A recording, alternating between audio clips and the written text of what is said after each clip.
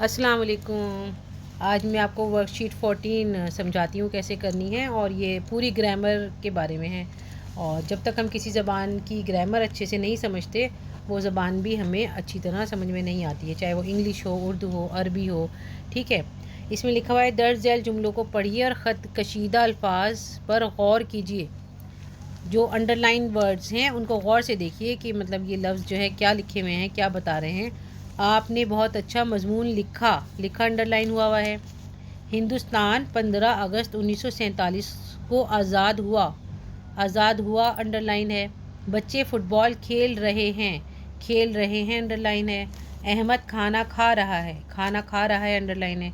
कल ऑफिस बंद रहेगा और हम परसों आगरा जाएंगे, ये दोनों लफ्ज़ भी अंडरलाइन है, आपको नज़र आ रहे हैं। तो ये ऐसे अल्फाज हैं जिनसे किसी काम का करना या होना ज़ाहिर होता है। ये लफ्ज़ खेलना, खाना, लिखना, होना, रहना और जाना से बनते हैं। ये सारे जो लफ्ज़ हैं ना, ये एक काम बता रहे हैं, एक फ़ेल बता रहे हैं। ठीक है, वो लफ्ज़ जिससे किसी काम का होना या करना ज़ाहिर हो उसे फ़ेल कहते हैं। सबसे पहले आपको फ़ेल जो है समझना चाहिए, इसके बाद बाकी चीज़ें समझ में आएंगी। जहाँ भी आपको कोई काम होता हुआ नज़र आता है, पढ़ना, जाना, आना, और जैसे कि पकाना और इस तरह की जो है सारे वर्ड, उन्हें हम इंग्लिश में फ़ेल कहते हैं। इंग्लिश में वर्ब और उर्दू में फ़ेल कहते हैं। और ये कोई मुश्किल चीज़ नहीं है, जब आप अच्छे से इसको समझ लेंगे और बार बार पढ़ेंगे तो आपको बहुत अच्छी तरह समझ में आ जाएगा।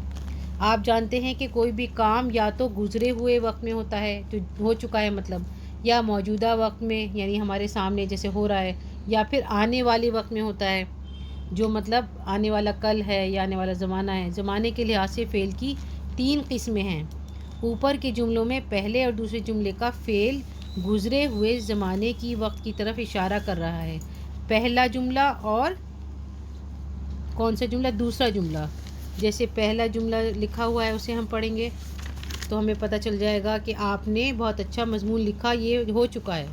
दूसरा है हिंदुस्तान 15 अगस्त को आज़ाद हुआ, तो ये मतलब हो चुका ये काम, तो ये गुज़रे हुए ज़माने में हुआ है।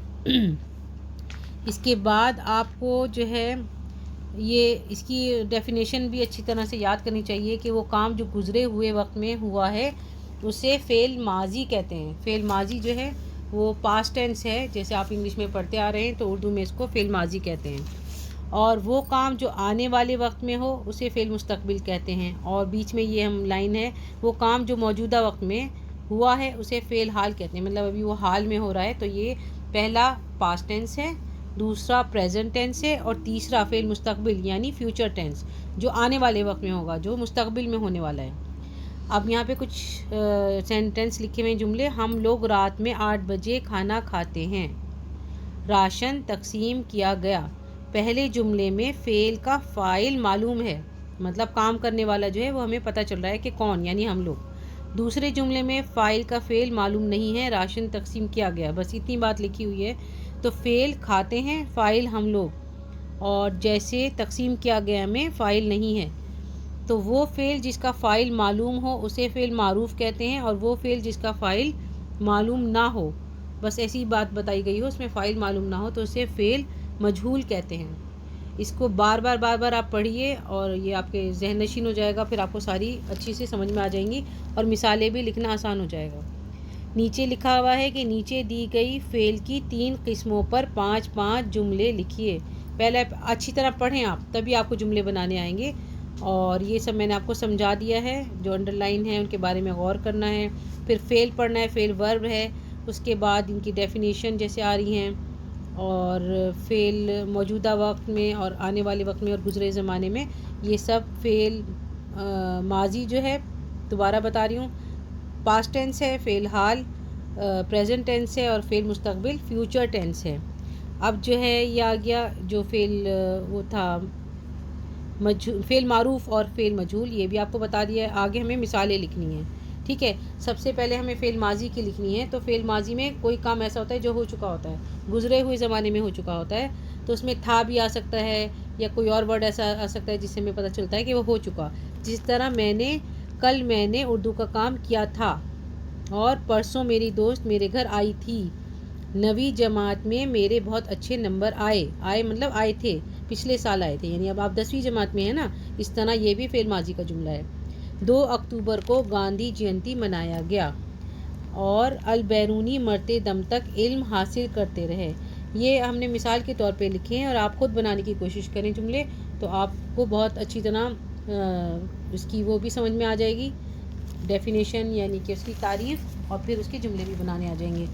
فی الحال آپ اردو سفر کا ویڈیو دیکھ رہے ہیں۔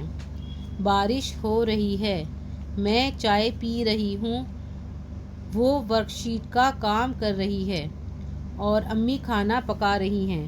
فی الحال کے جملوں میں یعنی پریزنٹ ٹینس کے جو جملے ہیں ان میں زیادہ تر ہے، ہیں، ہوں، اس طرح کے وہ آتے ہیں، لاسٹ میں ورڈ یعنی لفظ آتے ہیں، جس سے ہمیں پتہ چل جاتا ہے کہ یہ فی الحال کا جملہ ہے۔